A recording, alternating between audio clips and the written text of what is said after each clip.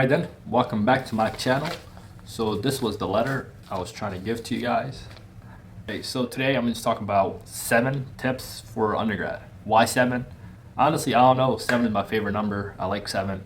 And there are 7 reasons. These 7 tips are what helped me succeed in undergrad and what helped me get into dental school. And hopefully it'll help you succeed in undergrad and also help you get into dental school or any professional school or any job you're looking for, inshallah. Alright, advice number 1. Alright. Had a mismatch there. But alright, advice number 1, probably the most important one. You have heard this so many times. Believe in yourself. Let me say it again. Believe in yourself. If you do not believe in yourself, pause this video, go somewhere, hype yourself up, believe in yourself, then come back, because there's no point in listening to this video if you don't believe in yourself. You know, so just believe in yourself. Because in life, in college, you're gonna have so many critics, so many haters. But what do we like to say to haters? If you ain't got no haters, you ain't popping. You can finish it up for me. But there's so many haters out there. So, and especially in college, there's so many people that are just gonna say you can't do it. You're gonna take an F in class and you're pre-med. The teacher might say, hey, listen, you're not gonna make it into medical school. Don't listen to those haters. Let me give you one example of a good friend of mine. They recently got accepted into medical school. So about 4 years ago when we started undergrad, first semester, I think he bombed it. Then the teacher, he went to his advisor and he was like, I'm really confused. You know, I got like a low GPA. I'm still trying to do medical, blah, blah, blah. And she was like, honestly, medical doesn't look like the route for you. You got to have like 4.0 grades, good grades and all that. Then he was just like, he was a douchey and a confident guy, like a really confident guy. He was like, listen, I pay tuition dollars. These tuition dollars pay you to give me advice. And you're giving me advice that I do not want to hear. I do not want you as an advisor. I want another advisor. So he got another advisor, a little bit better, but not that great. But side note, if you have an advisor that's not great, you can always change your advisor. So I had to switch about like 2 advisors because I just didn't like what they were giving out. So if you have an advisor that you don't like, you can always change your advisor because at the end of the day, you're paying cash. You're paying not cash, but you're paying loans or financial aid or whatever you're getting to pay that person. So at the end of the day, they should be looking out for the best interest in you. I'm not trying to be cliche or anything, but you have to believe in yourself because like in life, you're going to encounter so many obstacles. If you do not have a solid mind, a strong mind, you will probably just give up. So just believe in yourself. So number 2, another one that really affected me the most is do not compare yourself to other people. The reason being, A, it adds a lot more stress to your life.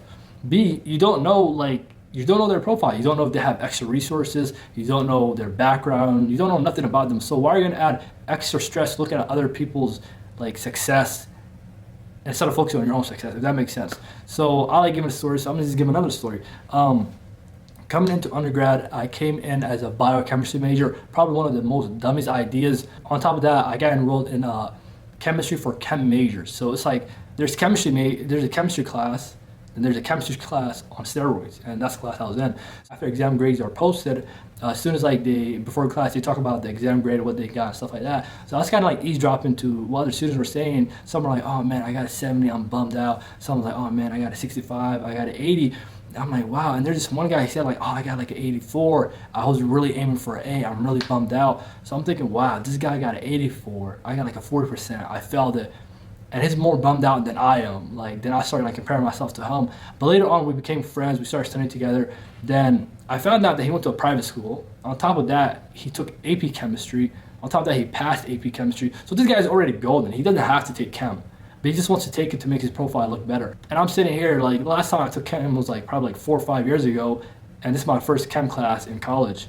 So why am I comparing myself to him instead of just like studying more and focusing on myself? So that's one thing that really deterred me a lot. Like, don't compare yourself to other people. So number 3, probably 3. I like that. This is probably one that I was really good at. Confidence. You have to be confident. Like, if you're already like lagging behind your other peers and stuff like that, make sure you excel in anything else that they don't excel in. So let me give you an example. I applied to an internship right after my OChem lab series. The internship was like in a lab, like in a startup company and stuff like that. So I went in to the interview, inexperienced, never worked a professional job. Probably one of the most professional jobs I worked at was working security at a hotel. Yeah, that was, yeah, you could see the range there. But so I was really inexperienced. And when I went to the interview, the guy started asking me crazy questions like, if you autoclave this machine, what temperature for the water you have to use, or what pressure is this? What he was just asking me crazy questions. I'm like, yeah, I was like, yo, I'm not gonna get this job, so I might as well be confident and be a little bit cocky at the end. So I looked at him dead in his eyes. I was like, hey, listen, I know I'm inexperienced. I don't have the qualification you guys are looking for, but I assure you, if you train me, I'll be the best, hardest working employee in this company. Now I left at that, just mic drop, just boom. So a week later, he called me. He was like, "Oh, congratulations, we offered the position." I'm like, "Oh man!" And I'm thinking like, "Why did he hire me?" And at the end, he was like, "But you're really confident and you're really passionate." And I knew like if I trained you and gave you the right equipment, so you're gonna make something out of yourself. So I was like, "Wow, bro, I really like you, man. I really like you. But so yeah, as I said, just be confident. So number 4, this is another thing that I was really good at: small talk. Learn how to carry a conversation and also how to include people in the convo and just like make a meaningful impact when you're talking to someone, if that makes sense. So for dental school interviews, I knew I wasn't the best applicant, and there's like so many better applicants there applying to dental school, but all I knew was like I was good at small talk and I was really confident. And I made sure that, hey, if I interviewed at a school, if they don't accept me, they're gonna not accept me because of my grades or my application, but not because of my interview or like my personality. So every interview I did, like I was really passionate. Like there were so many interviews I went to that they didn't even ask me interview questions. We were just talking about a basic conversation. I was just carrying on, we were just talking and laughing about other things. So one thing I also noticed is like a lot of pre-dental or pre-medical or pre-anything students, they focus so heavily on grades and their application, they forget to add a little bit of like character and like your personality into it. Like you're going to be a doctor. All right, if you're watching this, you're applying to dental school or medical school, you're going to be a doctor. I promise you that. If you put in hard work and you're dedicated and you're passionate, you're going to be a doctor. But at the end of the day, you have to have a personality. Like, you know what I mean? You have to have a personality. So that's number 4. So right now, you have confidence and you're able to communicate with people. What do you do next? And that leads to, drum roll, number 5. Boom, you go out there, you communicate with people, go out there, get involved, because you don't know who you're going to run into, who you're going to meet. For example, for me, I worked in the oral surgery department, and a lot of people used to ask me, how did you get the job? The reason why I got the job, honestly, was because it happened unintentionally. There's like a black engineering engineering event. They had free food. You know me, I was a broke college student. I'm still a broke college student. YouTube still didn't run me my check. So YouTube, if you're watching this, I expect a check from you. So I was a broke college student. I was like, listen, they have free food. I'm not an engineer major, but hey, let me just go there. Met this guy. We're talking for a bit. I'm like, hey, yeah, I'm not an engineer. I'm on the pre-dental track. He's like, oh, really? I have a friend that works in the dental school. You want me to connect you with them? I was like, oh man, might as well. He connected me with them. We started talking about, oh, there's an employment here. Just apply to oral surgery department. Then let's see if you get it. So I applied. I got the job. Worked there for 3 years. So that really helped me out a lot. So that's what I'm saying. Go out there, no matter what event it is.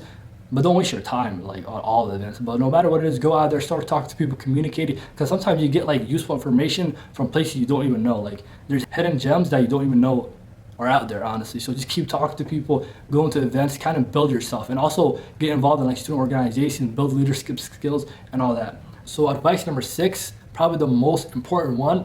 I feel like I keep saying most important for all of them, but this is a really important one, all right? Surround yourself with people that are like-minded, ambitious, and have the same goals as you, or goals that align. Like, let me repeat that, goals that align, all right?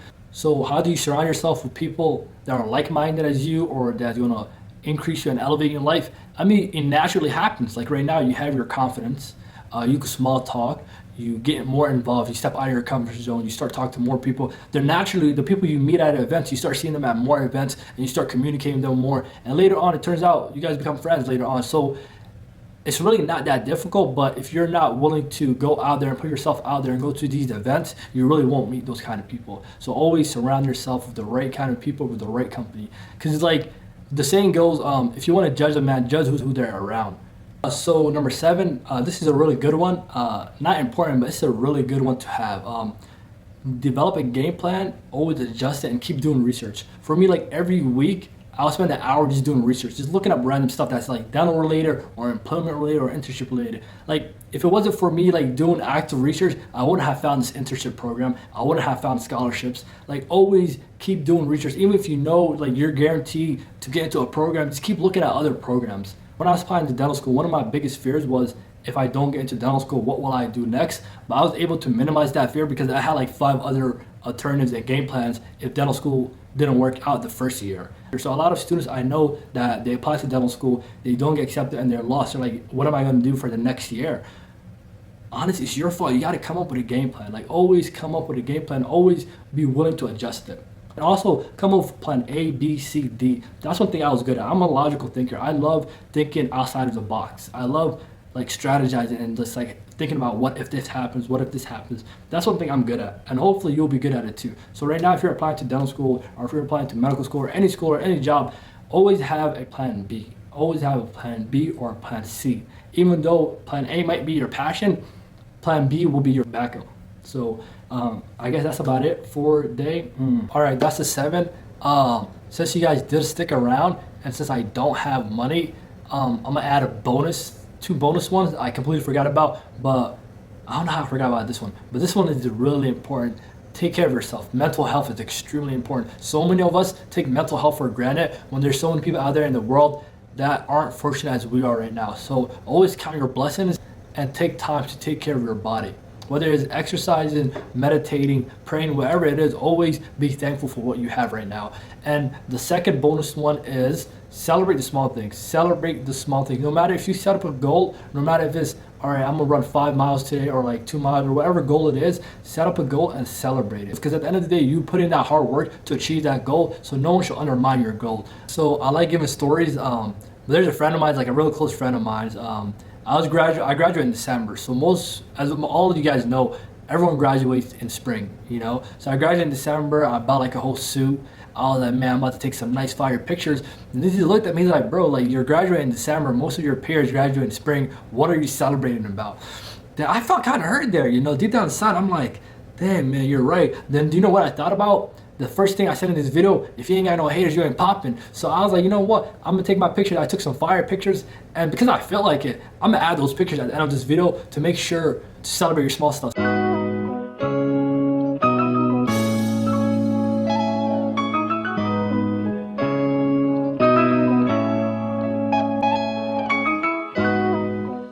I hope you like those pictures and you comment down below about how fire they are to help show the hater that I'm popping.